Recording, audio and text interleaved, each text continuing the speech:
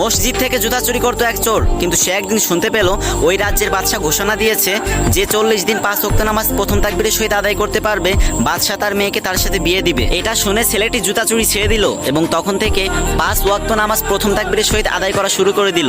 এবং এভাবে করতে করতে 39 দিন কেটে গেল এবং বাদশার কানে খবর গেল একটা জুতা চোর 39 দিন ধরে 5 ওয়াক্ত নামাজ প্রথম তাকবীরের সহিত আদায় করতেছে। এটা শুনে বাদশা চোরটাকে রাজদরবারে ডেকে পাঠালো এবং বলল, তুমি আমার মেয়েকে বিয়ে করো। কিন্তু আশ্চর্যজনক ঘটনা হচ্ছে 40 দিন কেটে যায়, 41 দিন কেটে যায়, 42 দিন কেটে যায়, কিন্তু চোরটার আর কোনো খোঁজ খবর থাকে না। তারপর বাদশা সেই চোরটাকে খুঁজতে খুঁজতে অবশেষে পেয়ে গেল এবং বলল, আরে আমি তো আমার মেয়ের সাথে তোমাকে জোর করে বিয়ে দিচ্ছি না, তাহলে তুমি পালাচ্ছ কেন? তখন জুতা চোর বলল, হুজুর আপনি জানেন না আমি ভালো মানুষ না, আমি একটা জুতা চোর। বাদশা বলল, তাও আমি আমার মেয়েকে তোমার সাথেই বিয়ে দিব। তখন যুবকের চোখ থেকে টপ টপ করে পানি পড়তে লাগলো এবং বলতে লাগলো, হুজুর বিশ্বাস করেন আমি 40 দিনের দিনেও রাজকুমারী আর রাজ্য হাসিল করার স্বপ্ন দেখেছি, কিন্তু 40 দিনের শেষ নামাজের শেষ রাকাতের শেষ সেজদায় আমি জান্নাতের প্রশান্তি পেতে শুরু করলাম। আমার অন্তর প্রশান্তিতে ভরে গেছে, আমি জীবনের সব খুশি ভুলে গেলাম। হুজুর আমার চাই না, আমার রাজকুমারী চাই না, আমার রাজ্য চাই না, আমি শুধু নামাজের সেজদায় গিয়ে ওই জান্নাতের একটু প্রশান্তি পেতে চাই। এইসব কথা শুনে বাদশা নিজের চোখের পানি ধরে রাখতে পারলো না এবং বলল,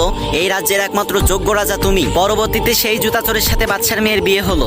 কি কেউ কি আমিন বলবেন না?